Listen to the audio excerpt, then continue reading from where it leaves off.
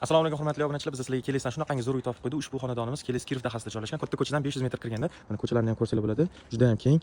Videoga like bosib, do'stingizga yuborib qo'ying. Men sizga oxirida narxini aytib o'taman. Ushbu uyimiz 3 sotuv bo'lib, 6 ta xonadan iborat. O'rtalar sizlarga hozir ichkarini ko'rsataman. Ko'chadan hovliga kirganingizda, bismillahirrohmanirrohim, mana shunaqa shinamgina, chiroyli hovli kutib oladi. Ko'ryapsizlar, juda ham unumli foydalanilgan. O'rtada zelyoniy zonalar ham qoldirilgan. Ishdan kirishimiz bilan o'ng qo'limizda kichkina mehmonxonamiz bor ekan. Bemalol mehmonlaringizni kutib oladigan joy qilib qo'yishgan. Shinamgina qilib, bu xonadan chiqib o'ngga qarab yurganimizda mana shunaqa koridorcha, o'ng tomonida mehmonxona, zal ro'parasida bo'lsa yotoqxona, ya'ni spalni joylashgan, o'zida ichki sanuzelari bor ekan. Ushbu xonadan chiqqanimizdan keyin o'ng qo'lga qarab yursak, bitta eshik keladi. O'shani ochib kiradigan bo'lsak, bitta kattagina koridor kutib oladi o'rtada. Koridordan kirganimizdan keyin chap qo'limizda birinchi bo'lib bolalar xonasi keladi. Bolalar xonasi ham shinamgina, chiroyli qilib did bilan qilingan.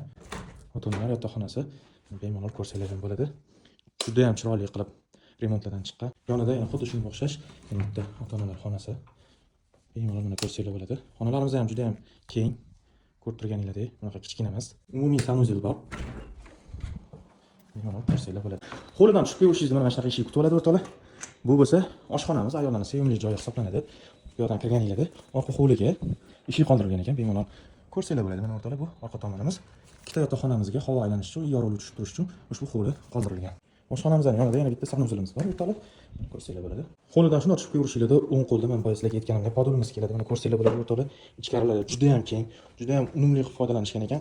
Oila davrasida bemalol maza qilib dam olib, choy ichib o'tiradigan xona qilib qo'yishgan ekan. Ko'rib turgan ushbu xonadonlar barcha sharoitga ega, suv, svet, gazdan umuman muammo bo'lmaydi o'rtoqlar. Glавныйsi kanalizatsiyalari ham bor-da. Uy narxiga keladigan bo'lsa, 175 ming AQSh dollar. Agar uyimiz ma'qul kelgan bo'lsa, bemalol mana shu nomerlarga telefon qilib, baraka qilsangiz bo'ladi. Videoni uy qidirib yurgan tanishingizga yuborib qo'ying.